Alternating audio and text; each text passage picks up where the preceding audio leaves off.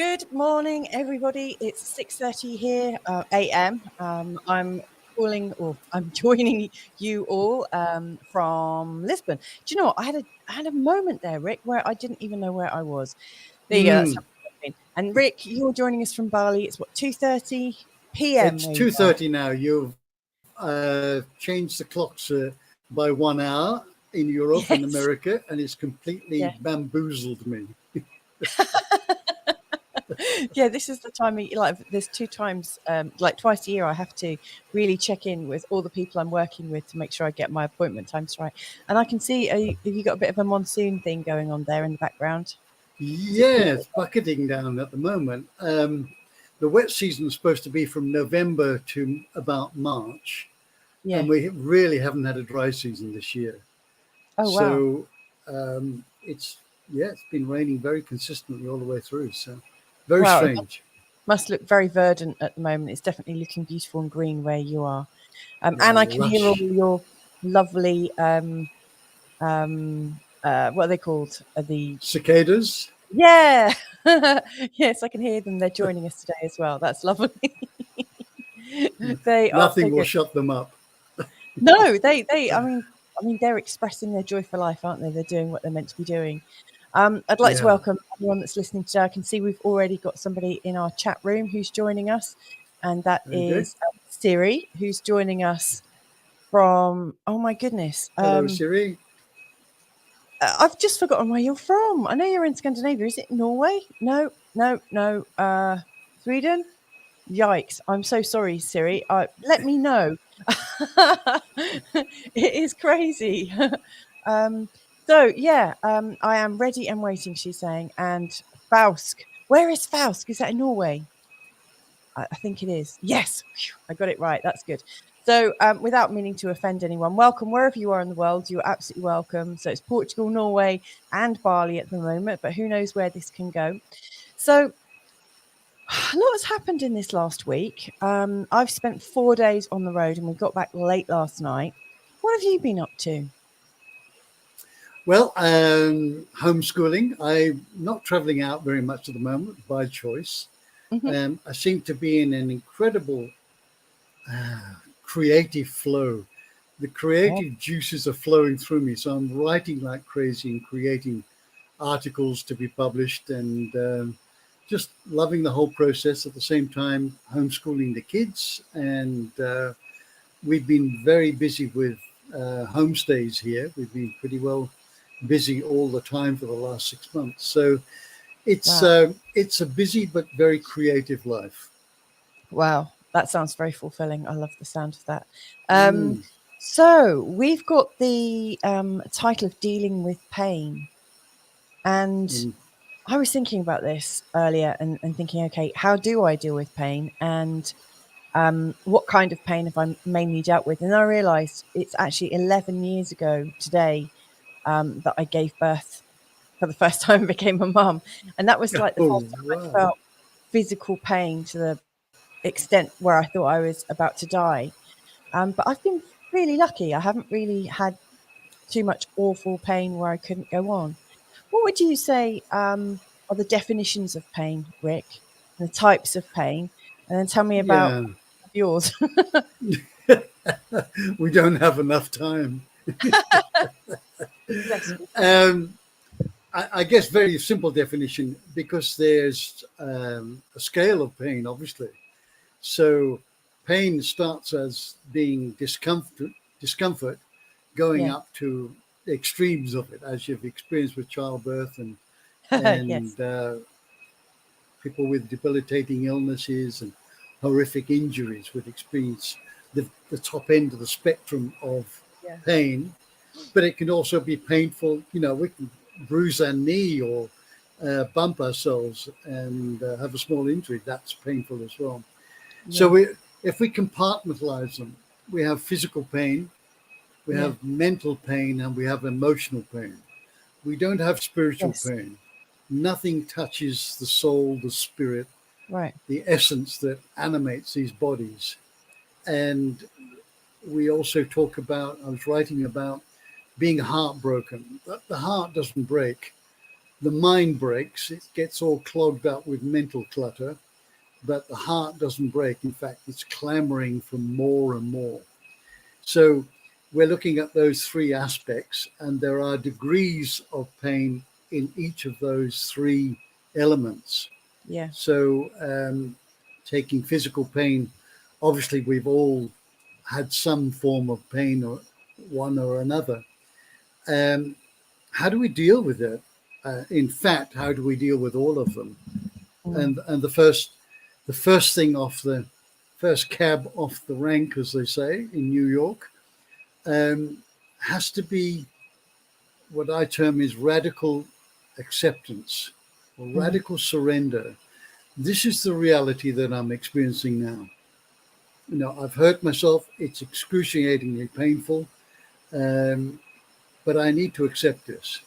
And I accept that, and that applies to physical, mental, and emotional pain. Yeah. So we're not fighting it. We're not pushing up against it. We're not trying to get rid of it. We're embracing the reality that we're facing at the moment, and we're just accepting it. Now, that doesn't negate any of the causes of this. It doesn't, if we've been physically abused, it doesn't make that right. The circumstances don't change, but it's how we're viewing it. And the old adage is that it's never the person, the place, or the situation that's the problem. It's how we see it. Yeah. So that our first step is to see this as it is. Don't, as Tony Robbins says, don't make it worse, but just see it for what it is. Yeah. And then accepting that, fall into the acceptance of it, despite the fact that it could be excruciatingly painful. And that way we are now permitting the healing to take place instead of running away from it, trying to prevent it, which is causing us more internal stress. We're now on the first path of the healing. So I'll come back to you. How does that sound in terms of giving birth to a baby, which obviously I haven't done this lifetime? It's an interesting one, actually. When I was listening to you there, I was making a few notes. And when you said we have physical pain, mind pain, and emotional pain, I was about to say in spiritual pain, and then I was kind of taken aback when you said no, not spiritual pain. Nothing touches the spirit. I was thinking, oh, yeah, I didn't get that. That's interesting. You know, because I think some of the pain that I've endured or created for myself has been very much about, you know, if I'm doing things right, and it's almost been the pain of not following my purpose or even not understanding what I'm here for, which of course is made up, isn't it? You know, but there's a sense that I'm not fulfilling what I'm meant to be doing here. And so I felt a very strong pain about that. But again, that's been in my mind. So you are right, it's mental pain. And then I was thinking about heartbreak, which I did pretty well for about 5 years. And it does feel like your heart's breaking, but it's not at the same time. You know, nothing was physically hurting, but there was this thinking feeling. And then I realized that, you know, we have an identity of pain, don't we? So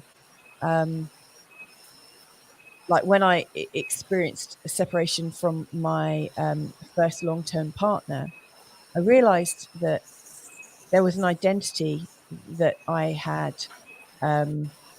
like there were expectations I had for my future. And all of a sudden I was putting pain into my future because I was realizing that all the things I was expecting to do with this partner were no longer going to happen. And there's a similar thing going on. I mean, obviously much worse when you lose somebody, you know, not just from splitting up, but when somebody passes away, you know, you're expecting to have a certain kind of future with them. And then maybe that's no longer possible in the way you're expecting. So I can see that I've put pain into my future a lot in the past. I also realized that the memory of the pain can come back, and I can languish in that. So I realized I did a lot of that with my first breakup. And so a lot of that is how I viewed it. I was bringing it into my present and into, from my past and from my future. So I was really indulging in it for a while. In terms of physical pain, the great thing with birth is, when you're actually in birth, there's not much you can do about it. And you know that this too will change, and your body will yield. And there is, for me anyway, there's been a radical acceptance. And I think that might be why my births have all been very fast, like under 4 hours. My first one 11 years ago today was 1 hour 20. I just went straight into it, and it kind of knocked me over, but I was ready for it. And I didn't really create. I hadn't done any of those like birthing sessions that they encourage you to do, these prenatal classes, Right. because I realized that what I believed about birth would be my reality, or could be my reality. And so I refused to allow someone to tell me it was going to be painful and that I probably wouldn't cope and I would need this, that, and the other. And instead, I just did myself a hypnotherapy CD, which can be listened to on Insight Timer, but it helped me through 3 births really easily. So it can be managed. But Yes. if I was detoxing from, say, coffee right now, or like when I was trying to do some kind of parasite cleanse, by day 2, my head is absolutely feeling like I'm gonna have an aneurysm or something, and I feel like I'm gonna die. And I can't even cope with a headache for 2 days. And yet I know some people who, through like a nerve pain or something like that, they've had continuous pain. That's not for me. I don't know how to cope with that. So yeah, in terms of pain, I really can see the physical is real, or feels real. And I'm very blessed that I've not had to endure it too much. Over to you. Sorry, just lost it a little bit there. Let me come back to heartache and heartbreak, Yeah. because I know there would be perhaps some protest on that, because it really feels. Sometimes we feel pain in the chest, pain in the heart. Yeah. What that's stemming from is that we know we have a mental body, we have a emotional body, and then we have a physical body. We have others as well, but we won't address those at the moment. So the mental body is triggering whatever we're holding in our mental body, is triggering the feelings, and then the feelings and those thoughts are embedding themselves in the physical body.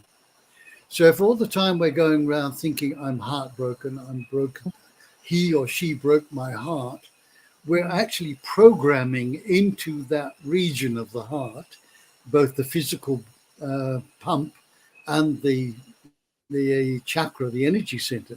We're programming pain into it. What, by talking So about it?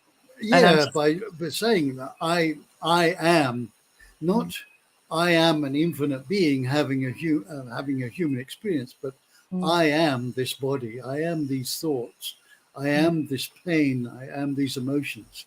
So we're now programming the body to feel and sense what the thought process is, and reflecting the thought processes.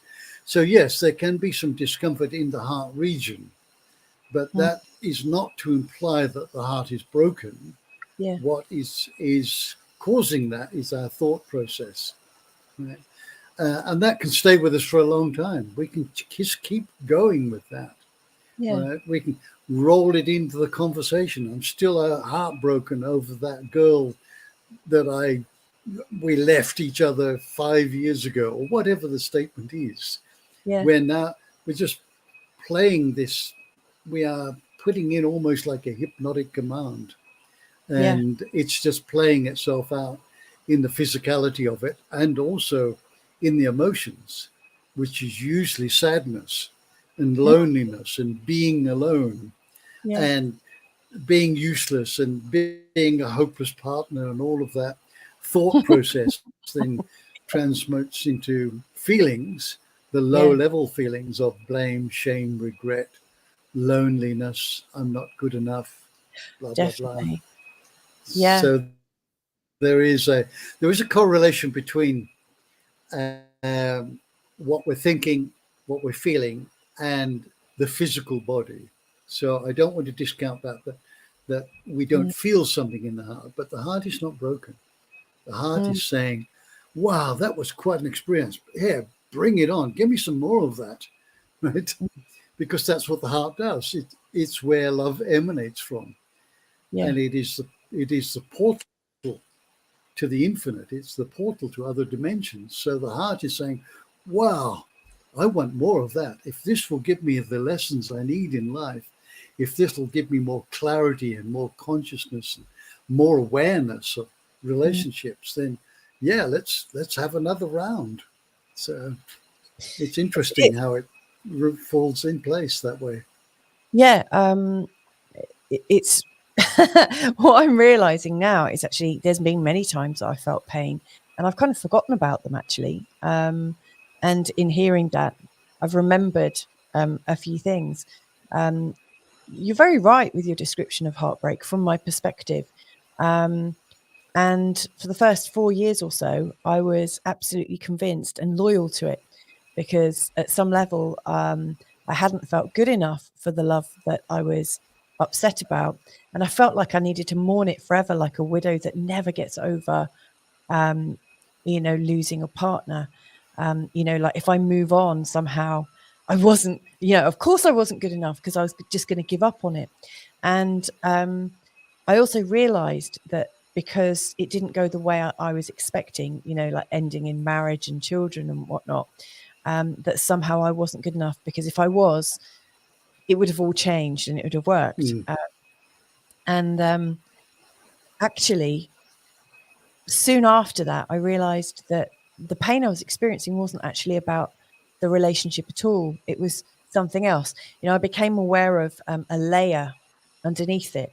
And actually, I really wasn't mourning the relationship. I was feeling the pain of never feeling good enough. And the pain and loss that I perceived about maybe not being good enough for my own parents. The first time I'd felt that. So, the feelings of where I was at that time were actually a kind of created from this echo that I already had going on in my system. Because like some people, they split up, but they've never felt that not good enough. And so when they split in their relationship, they just think it's like information, okay, that didn't work. That wasn't for me. And they didn't feel like maybe. So I had to really go through some healing to recognize that and to realize I wasn't really grieving him anymore. I was grieving the sadness that I'd felt, and it was just coming to life. Of course it was. Yes. I've been holding it in. And it's interesting as well, when you were saying that about emotional pain, I realized that I had lots of illness leading up to it. So I had autoimmune disorders, like at 16, I had glandular fever and chronic fatigue syndrome and a bit of fibromyalgia. And then during my relationship with this person, I had lots of things that kind of stopped me in my flow because something wasn't right in my whole system. And if I'd probably been honest enough, I'd have realized that relationship was never going to go the way I was hoping it would. And I was holding on to it. I couldn't see how it was going to progress. And so I kept saying to myself, I can't see this. I can't see how it's going to work. And I don't know what my next step is going to be. And sure enough, soon after, I manifested myself an illness. But I don't suppose it's the same for everybody. That might not be the same perception other people have. But I've not really been ill since I've been with Carl. And when I get ill now, I think, okay, what's going on? And is my love life in danger? Like what's going on there? We've got a couple of comments from Siri, and actually I'd like to just, before we come to Siri, I'd like to know what you're thinking now, because you look really deep in thought. Have I lost you? Have you got... Yeah, a little bit. I think it's the storm. It's Right. breaking up a little bit, but Yeah. Let me come back to. I think it can be very traumatic having a relationship broken. Yeah. I don't think there's any doubt about that. There's a sudden loss. There can be upset. There can be disappointment. There can be the loss of a future that's been mocked up. All Yeah. of those things can coagulate into feeling very traumatic. Mm. But what we're referring to now, and that can be healed, but then, as Gabor Mate says, we build a story around that trauma, right? And that then persists with us. And as you said, the story could be, I'm not good enough.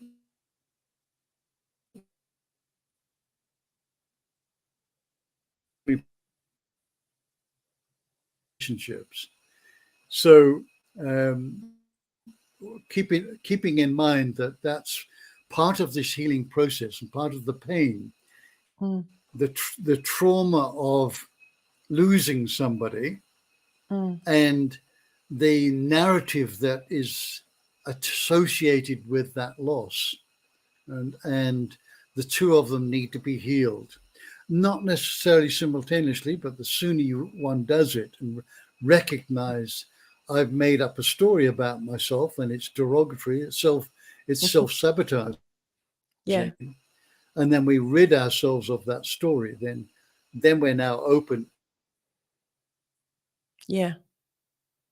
and receptive to. Otherwise we could just and not want to be in a relationship and not want to share your life with somebody. Yeah. I really liked what you said about receptivity there, because I realize that when I'm in pain or emotional pain, I don't want to talk about it with people. And I think it's because I want to hold on to it, because if I might talk about it with people, I might get a different perspective. I recognize that about myself. I'd much rather sulk in secret. But I always notice that my sister, who seems to have gone through life and had all those experiences I was wanting kind of early on, my sister's always shared things. She's never been afraid of, or she has been afraid. She's done it anyway. She's always had lots of kind of sisterly friendships and wanted to talk about it. There's no shame for her. It was like something terrible's happened, and she would unburden herself of it with lots of courage. I really love that. And I didn't really see that in myself until I'd heard that Brene Brown first TED talk she did about vulnerability. And my sister has always made herself vulnerable in a way that I was never prepared to. And I heard that Brene Brown TED talk around just a little bit after I'd met you.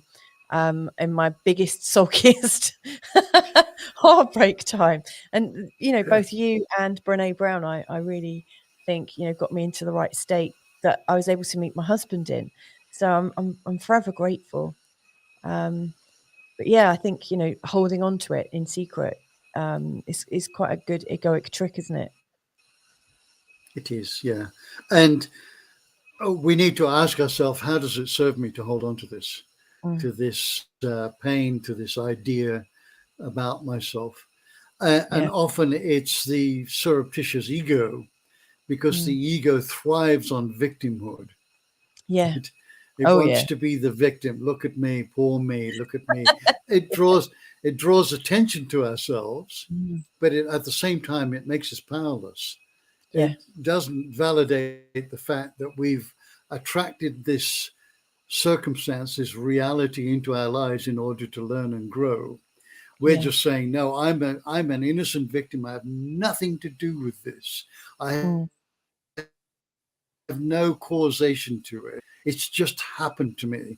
And that's terribly invalidating and disempowering, because we are, we're infinite beings having a human experience here, and we will attract sometimes painful situations that will help us grow and bolster our life.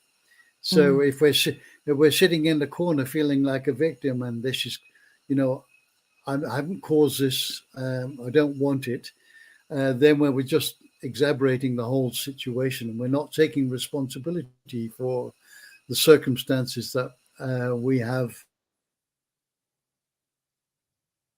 endured. And it's just, Well, first thing is to take responsibility. yeah, and that is hard if you've got an illness. I know with my like chronic fatigue syndrome and glandular fever, it really did feel. It took me a long time to get round to being able to not feel like a victim of it, because it changes your life completely. I was I felt quite disabled for quite some time. Let's bring on Siri's comments here. And thank you, Siri, for sharing what has been going on for you, because I think it takes a lot of courage and vulnerability to do that. So really, thank you. So Siri's shared with us. I wonder if you can elaborate. About around fibromyalgia and ADHD. Why my body keeps giving pain signals from the soul. Interesting. You said pain signals from the soul. The journey of the soul, the dark night of the soul. And then she's just said, it's not for me. So it might be somebody else's fibromyalgia and ADHD. Oh, sorry, why the body keeps giving pain signals from the soul. So I don't think it's something that she's experiencing, but maybe somebody around her might be experiencing it. Just in general, she's saying. So if I just take it back to the beginning, can you elaborate about fibromyalgia and ADHD, why the body keeps giving pain signals from the soul? Good question.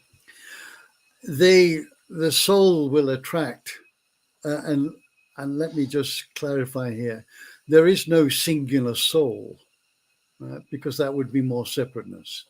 Mm-hmm. So the collective consciousness that we are sharing is these incarnations to experience duality, because in a state of oneness there is nothing to experience.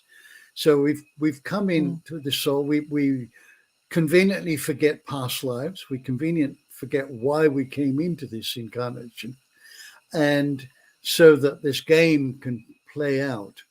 And sometimes we will attract circumstances that are jolly uncomfortable, painful, losses, that will attract them to us in order for us to learn from them and to grow. We don't necessarily know what the purpose of the soul is, or what the life purpose is, or what is the ruin that this being has chosen to incarnate into.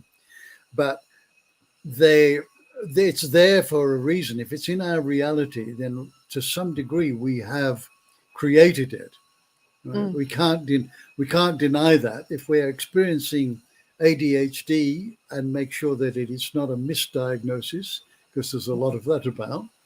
But if we're experiencing something, then it's in our reality. And so then we have attracted to us for a reason. And if we could look at, first of all, accepting that it's here, this reality is here, what am I going to do with it? How can I gain from this? How can I benefit from it? How can I become more powerful as a result of it?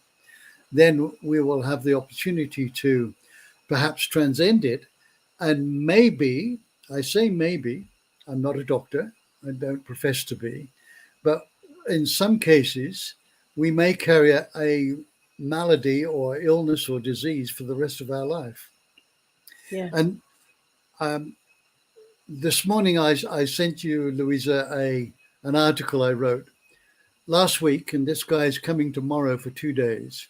This is a millennial of 35 years of age. He's an African-American young man who has had 5 brain surgeries to remove, I think it's 3 or 5, to remove tumors on the brain. He's had spine surgery to remove tumors on the spine. He's had half of his pancreas removed. He has been on several occasions bedridden, where paralyzed completely from the waist down. In 2015, every year since 2015, he's lost both his parents, both his grandparents, and his brother was found dead outside the house. This guy came and visited me last week. He's coming back tomorrow. This man is full of love and gratitude. He has to use a walker to get him. We had to carry him, physically piggyback him from the car to my office here. Right? He can't get around without the help of this walker that he walks on. This is a 35-year-old man. He's had more pain, more suffering, more debilitating circumstances, more loss of mobility than I've ever come across. And yet sitting across from him, where we chatted for about 2 hours, I was just blown away by the heart-centeredness, the appreciation and gratitude. And he is now traveling around the world, invited by people, prisoners in jails, kids in schools, all over the world, to come and talk and be a motivational and inspirational speaker. Wowzers. And many other men would have given up a long time ago. Yeah, long time ago. And yet here he is, this frail, tiny, thin man that has to be carried around, is just full of love. And he realized in the discussion that this whole reason for having this since 2015 is just so that he could activate his heart into seeing the love and the beauty in everything. What a remarkable man. And I wrote a bit and published the article this morning. If you want to share that with your followers, very happy to do it. Yeah, absolutely. So when you were saying heart, sorry to interrupt, when you were saying heart, I was thinking courage. And of course, courage, you know, the word cœur is heart in French. And yeah, I don't know about Latin, but obviously its roots are Latin. Sorry. That was what was really coming up for me was, wow, how courageous. In fact, that's my first sentence on the article, defining courage. So yeah, he's just taken his life and seen what's dished out. There's no victimhood in this. He talks about it openly, but not from a perspective of a victim, but beautiful, heart-centered man that is just, all he wants, he came to Bali on a one-way ticket. All he wants is more mobility. He doesn't want some magic quick fix cure. He wants to be a bit more mobile so they can get around and reach more people to spread the message. Just absolutely amazing. So it makes, in many cases, it makes people's, the heartache, the heartbreak, the pain that we suffer physically, mentally, emotionally. It makes it look, for me, for what I've experienced, it makes it look pathetic compared to what this man is going through. Absolutely. I mean, I was thinking, oh my goodness, there's me rabbiting on about 5 years of pain and heartache and whatnot. It's interesting, isn't it? You know, now I've healed some of the things that were ailing me at the time when I split from my ex. You know, I long ago said I'm never going to suffer that kind of heartbreak again because I could see it for what it is. And it was interesting when I met Carl, my husband, the first thing he said was he was never going to experience heart pain that he had, you know, in the past, you know, because I guess when you realize what it is and that you can get over it, you don't need to suffer it again in the same way, do you? And I now realize it was a time of massive indulgence on my part. I'm not saying it is that for everyone else. I can see it was a massively, like, hugely indulgent time. And now, you know, I'm a busy mum and everything. I realized I could have done so much more with that time instead of moping around. I could have actually done something really wonderful, you know. But I mean, I obviously didn't have the material to do anything wonderful. But I mean, this guy that you're, you know, that's staying with you, I mean, he's incredible. Yes. Have that presence of mind. Yeah. And love, and especially after losing so many people. And yeah, it's amazing. So there's a reality that he's faced with day and night, every day, and yet he's rising above the victimhood and the pain, the physical pain, he said, which is excruciating. Right? Yeah, it must be. And he took a fall last week. His legs would just suddenly completely give way, and he'll collapse into a bundle on the ground. So he never knows if he doesn't have the walker, he never knows when his legs are going to give way. So there's a reality that he's facing. Yes. And he acknowledges that, after our conversation here, acknowledges that, yes, that's been my reality since 2015, and that what he's gained from it is the ability to live his life still richly, right, by being of selfless service, giving talks, motivating, inspiring people, and being able to travel around and meet more and more people. So he's really turned this around. He has no income. He is supported by people that admire and love him, and the message that he has. So in about 10 or 11 days, or no, 9 or 10 days, he's heading to Germany to give talks, and then he'll go back to the States. So this man is still carving out a future for him, although he has no idea, as all of us, what's going to happen later on today. But he's extraordinary. Yeah, it sounds like he's in the absolute flow and magic of life. Indeed. And Indeed. Also needing to be, when I was talking about vulnerability that I admired in my sister, it sounds like he's comfortable with being quite vulnerable, like nothing to hide. Yes. That's remarkable, utterly remarkable. I'd love to speak with him. What an amazing person. I imagine that's life-changing. Yes. Really yes, life-changing. It is. So, yeah, he's not carrying around any narrative. So he's had the pain and trauma of all the surgery, and he hasn't affixed to it some idea about himself or about his future that is holding him back. He's divested himself of any negative thoughts or any egoic labeling, and he's just getting on with it. That's phenomenal, truly phenomenal.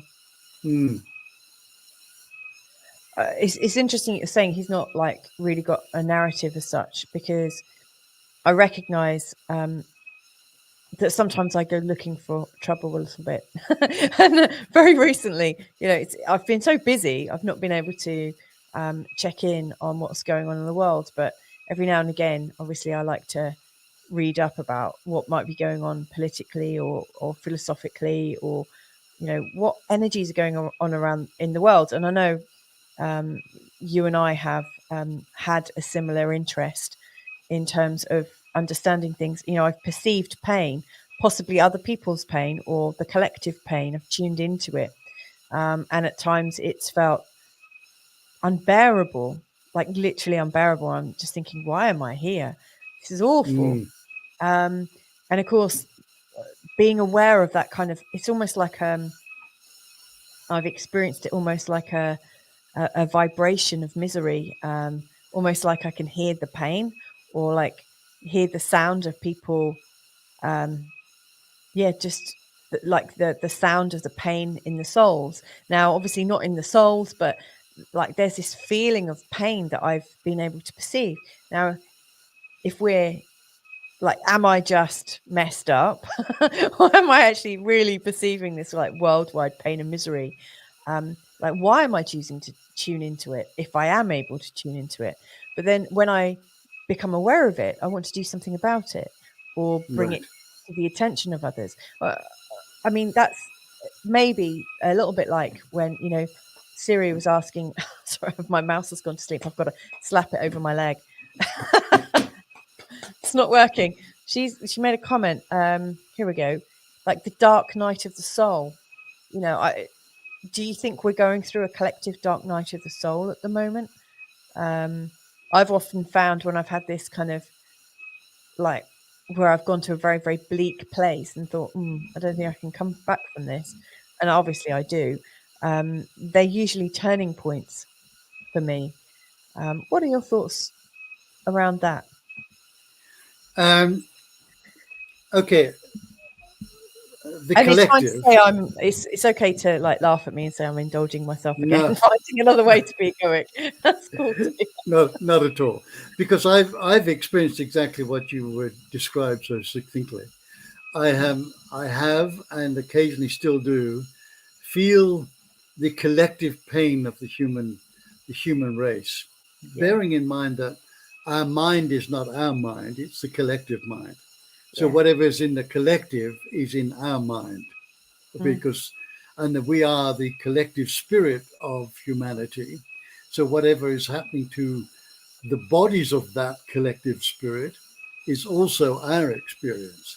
Yeah. Only at 7.9 billion people, if we were to experience every one, we would be totally overwhelmed. So we are just tapping into the collective. And the dark night of the soul is a label that we put onto the soul, which I think is possibly mislabeled, because Yeah. the soul is untouched by this. The soul is certainly going through a journey of experiences. It came to experience the duality, the hot and the cold, the good and the bad, the day and the night. So is it experiencing it, but is it affected by it? I don't believe it is, because it's infinite by Yeah. nature. So, but the mind can be affected, the feelings, emotions can be affected, and the physical body can.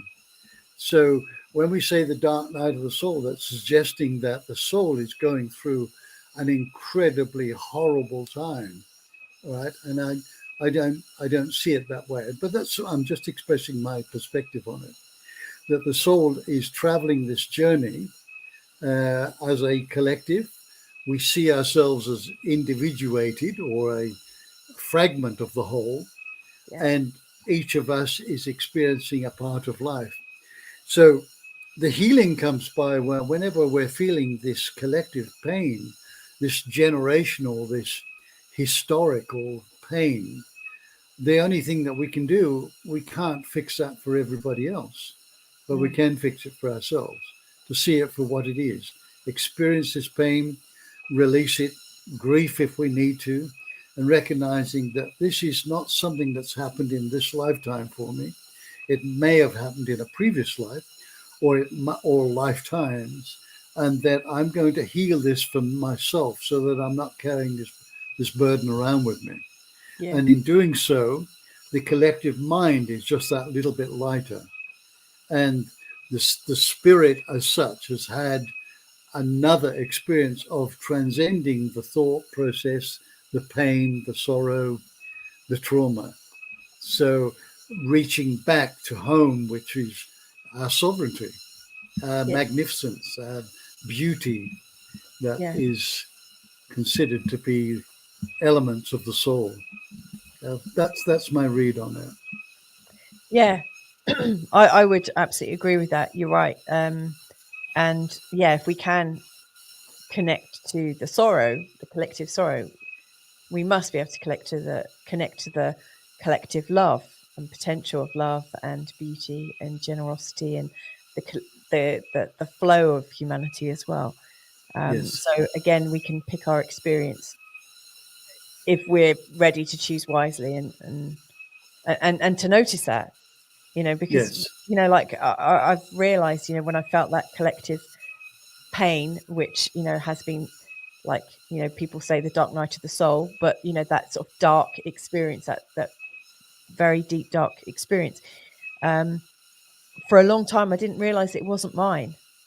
Like actually this bit was mine. So I wonder if some of the pain I felt throughout my whole life has actually not been really mine. Like how people or lots of people say, depression is a imbalance of chemicals and this, that, and the other. There's lots of different theories as to why we go through things and why some people go through things when there's no obvious reason. And it's quite possible that, that's what we're connecting into.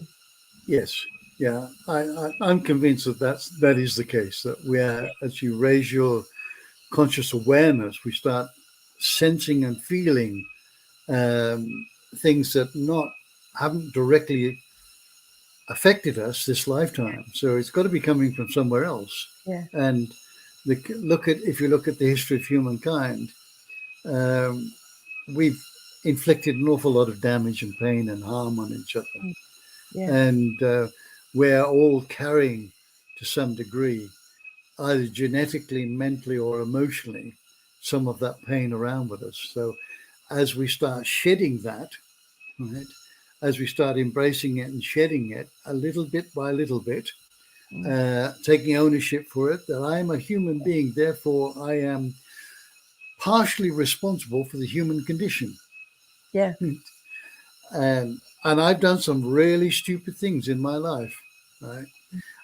Dangerous things, irresponsible things, reckless things. So to that degree, I'm responsible partially for the condition of the human family. Now I'm taking responsibility for that, and I wouldn't make those choices again. And I've forgiven myself for my unconscious actions and harmful actions. And I'm now making choices that come from the heart that are more loving and kind and compassionate. So we heal ourselves. As we heal ourselves, those around us get healed and the collective gets healed. I love that so much. When you were talking about how you forgive yourself, and like recognizing that, you've made mistakes, you're a human, you're almost talking about yourself with the love that you might have for your own child. Because, like when our children are suffering, all we want to do is just let them know how wonderful they are, and let them see that maybe they did create the situation that they're in without making it hard for them. But we want to really reassure them that we're there for them, we're kind of going through it with them at some level, and also that it will change, they will, this too shall pass. Yes. Well, I heard there was a really deep acceptance for it, which is what you were saying right at the start. As we start to accept and really face what it is we're experiencing, we can process it. Something that comes up for me a lot is, I look at the human body and realize everything that comes in gets processed. So we have a thought and it's like information and we're processing it. I'm pointing to my brain. It might not actually be the brain that's doing it, might be the heart, but we are processing. We're breathing in air, we're processing it in our lungs, and it comes out changed. We take in water, we take in food, and we process it. Comes out the other end in different ways. We are processing machines. We are meaning making machines. That's what I see. I see our bodies physically doing it, and at some level I know we must be emotionally and spiritually doing it too, processing stuff. And so the worst thing that I now realize, and this actually reminds me of one of the things you told me over 12 years ago. I remember you telling me that that when we stop moving or changing, we start dying, or we start we initiate the process of decay and dying. We have to stay flexible. If you look at plants, they're full of life when they're able to bend and flex, and but the moment we start being immobile and inflexible, we start kind of calcifying in our brains, in our way we are. And so, when I really fully understood that we're here to process things, it makes sense. We need to process things for everyone, not just us. Yes. And I think you're right. Society has been very rigid, especially in the last couple of years. There's been people rigidly saying this is one way of how it is, and others saying, I see my own rigidity in the things that I've believed. Fascinating. Yes. Siri's asking about heart attacks. And then she's got a just for fun question. How about people with seemingly no pain reactions when there logically would be a lot of pain, like, for example, a fall from heights? To normal people, that seems strange, or is it? Might not be relevant in your video. I don't know. My son fell over yesterday, and I thought, God, that's going to hurt. And he just got straight up, just dusted himself down, not a bruise. And then my other son, my eldest son, who had visited his friends, and he was just about to say goodbye to them. He'd had like 3 days spent with them, and it was a real treat because it's his birthday today, as I said earlier. He fell and smashed his knee. on a stone, and he's got a really big old bruise and a cut, and it really hurt him. And what I wanted to kind of bring about or bring into this call is the idea of German new medicine, which I've mentioned on the show before. But I learned that there's this way of thinking that illness is either caused through an accident, through an emotional shock we don't feel supported in, or through poisoning. Now, my son was going through a bit of an emotional shock, and he didn't want to talk about it. He didn't want to share it. So he was holding on to something that wasn't so cool. And he also had an accident kind of combined together. Maybe his emotions were helping him to feel a bit unbalanced. But interestingly, when it comes to, according to German new medicine, again, make up your own mind. But if you're right-handed, which he is, and you fall and you hurt your right-hand side, or you have an injury to your right-hand side, apparently it's to do with feelings with your peers and your friends, like your friends, the environment, people outside of your immediate family. And I was thinking, wow, he's hurt his right knee. That's interesting. He's right-handed. He's just had an accident about the people around him that he loves. It's interesting. And then the other thing with German new medicine is apparently when we feel separation anxiety, we damage our skin. The skin is something that gets affected. And so he just fell on the side to represent his friends and injured himself in a way that German new medicine says he's feeling separation anxiety. So it's like I was seeing it happen real time. So I think if there's something emotional going on, it's much more likely to hurt. And if you're like a 3-year-old, like my little one is, and a bit crazy and absolutely full of joy, not holding on to anything, there was no pain for him at all. I think they say no sense, no pain. My 3-year-old is definitely in that kind of position. What do you think there, Rick? Well, it's interesting. What comes to mind is I once severed a nerve in my finger with a Stanley knife. Yeah. The thing came apart and cut right through my finger. It took years and years to heal the nerve. Yeah. But I was bleeding profusely. It was obviously a very deep cut, and my nerve was severed. I walked from the garden. Yeah. I put my finger under the tap, just washed it. I walked inside. I got a tea towel and put it over it, clean towel, walked around. And it was several minutes before I felt absolutely nothing. And I think these extraordinary bodies of ours will give us that, perhaps its own inbuilt biological survival mechanism, that it gives us a time to maybe do something in the survival activity. You need to get this fixed. So there's no pain. And then later on, the pain came along. It was absolutely excruciating. And I've witnessed with our kids, as I'm sure you have, that they'll fall down, and the moment they see an adult, they burst out crying. Yes. Now, I've seen our kids fall off the bike, get up, sort of dust themselves a little bit, pick the bike up, see me coming round the corner, and then they burst out crying. Is this the physical system, that there is no pain in the physical system, construct to get attention for what's just happened, or maybe a bit of both? But, and the other thing is that we can numb ourselves mentally so we don't feel things. Yes. Where we can find a distraction to not think about the pain that we're having. And if you think about a very simple exercise, when you have a headache, it's only there when you put your attention on it. Where attention goes, energy flows. If you're busy working along, doing something, cutting up carrots and typing or whatever it is, the headache is not present until you actually put your attention on, wow, that hurts.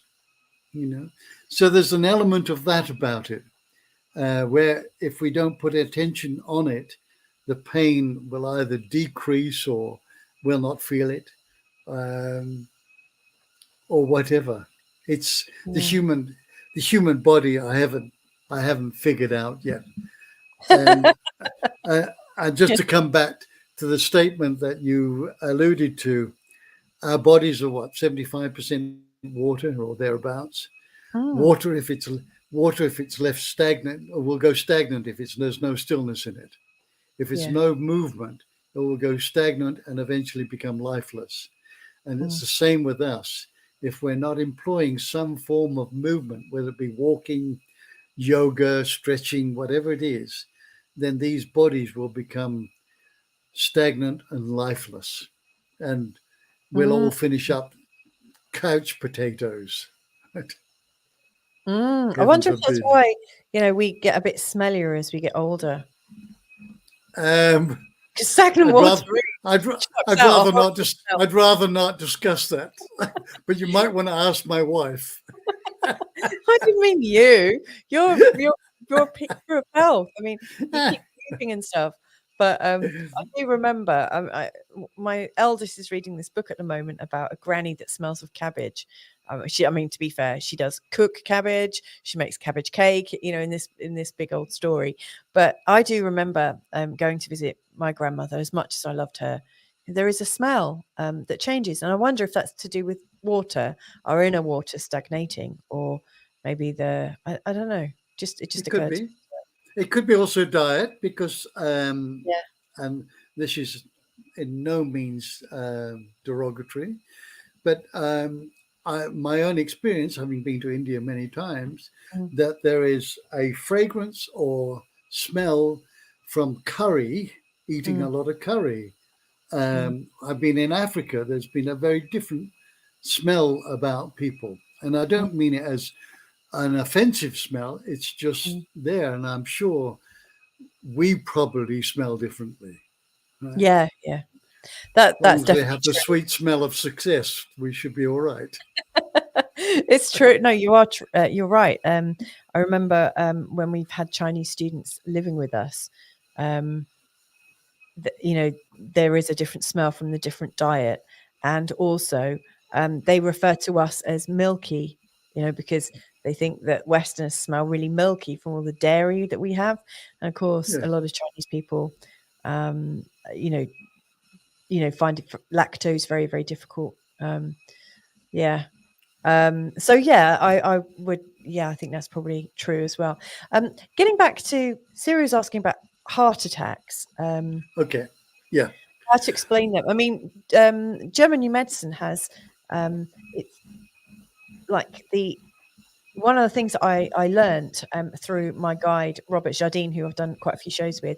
He was talking about when we have a shock that we don't recover from, it creates like almost something going on in our brain that needs to resolve itself and heal itself. And once it heals itself, the body sorts itself out. Like whatever is going on is reflected in our brains. And he was saying that heart attacks are caused through a very, very big impact emotional shock. And that if people are able to get over it within 6 months or so, when this shock in the brain discharges, it can create a heart attack, but one that is that people can get over. But for people who have this huge emotional shock and they don't do anything with it, and they're not supported through it, it creates something in the brain. And I think don't quote me, I'm not a doctor, I'm not a German New Medicine person, but I do remember him sharing that it's one of the things that, like, if you've held on to it for a really, really, really, really long time, the last thing you want to do is discharge this pain, because when you discharge it, it sends a message to the brain to heal that bit, and actually it can only heal it by creating a heart attack. It's like almost like the symptom of healing, but in the process it kills you. So it's like the one thing that can't be resolved through German New Medicine. And I think,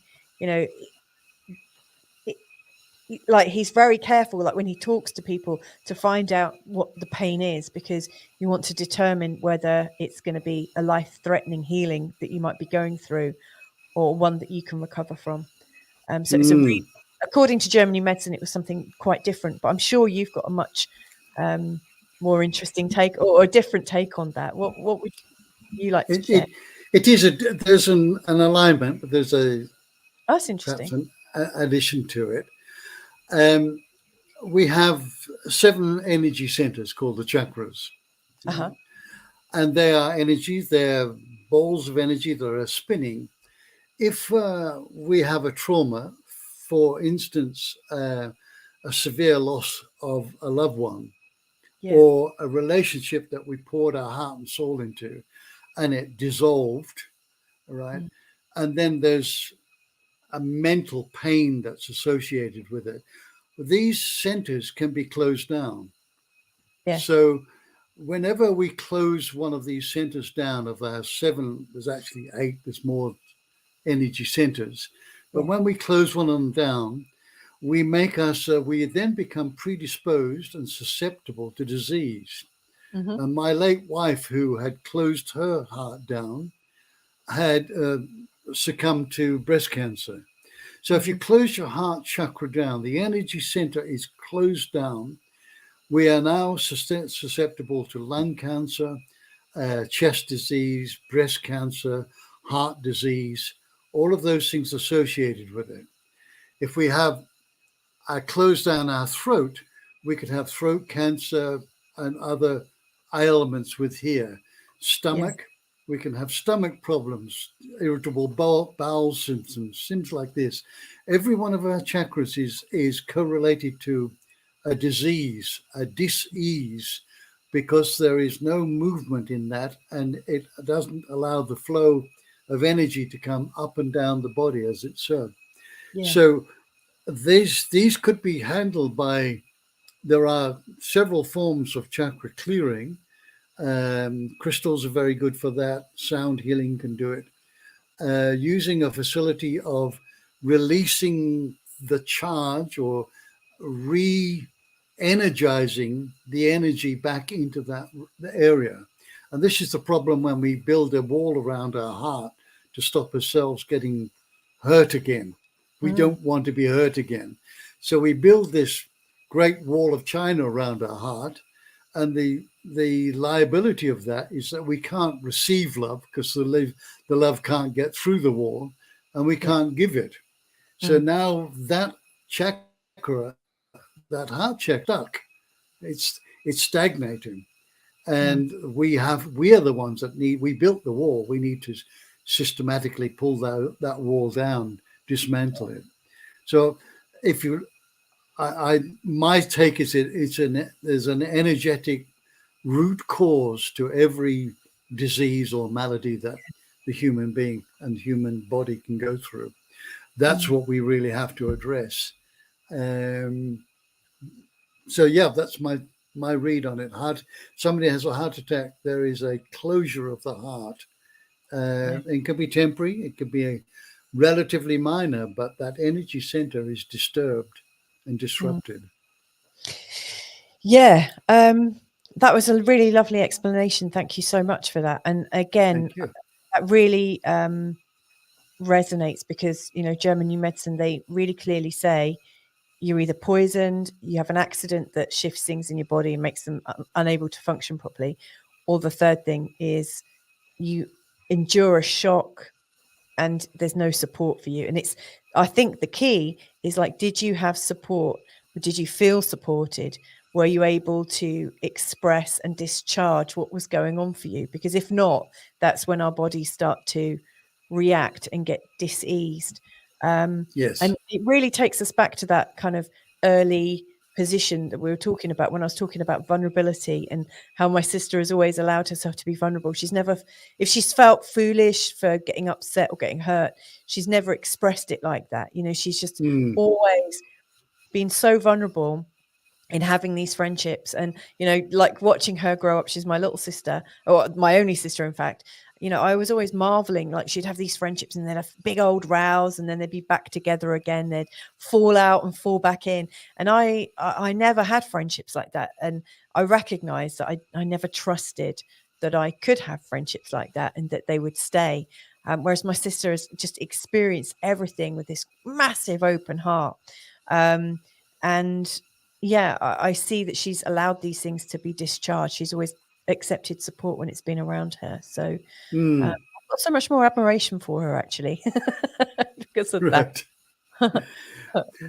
There's another aspect to that, and that if we have a sudden loss or trauma, that we're ill prepared for, if something happens, your partner goes off to work in the car and has an accident and passes away.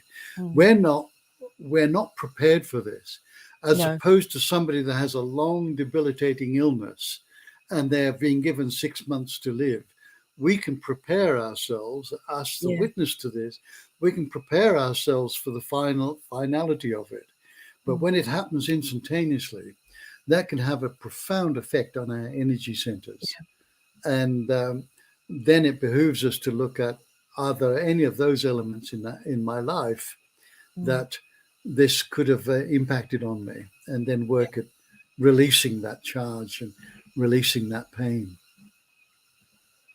Wow, what a fantastic conversation we've had. I realise we've been chatting for over an hour now, and I'm going to have to go because I need to make a card for my son and then wrap a present or two.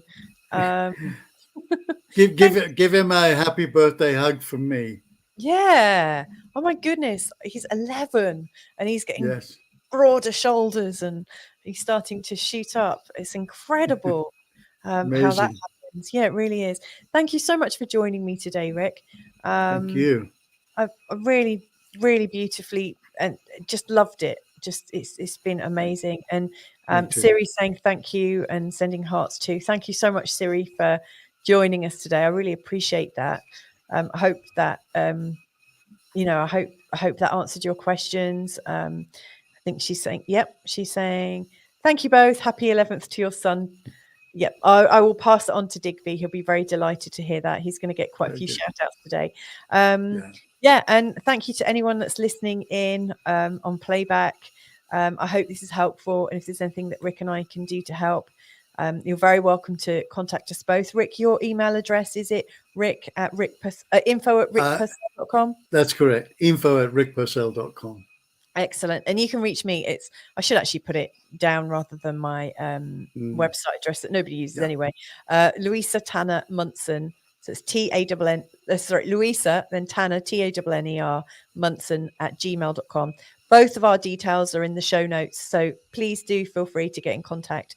But anyway, wherever you are in the world, enjoy the rest of your day and your week ahead. And hopefully we'll see you again next week. Thank you so much. Thank you, everybody. Thank you so much. And take good care. Yeah, absolutely. Lots of love. Lots of love from Portugal. Bye-bye.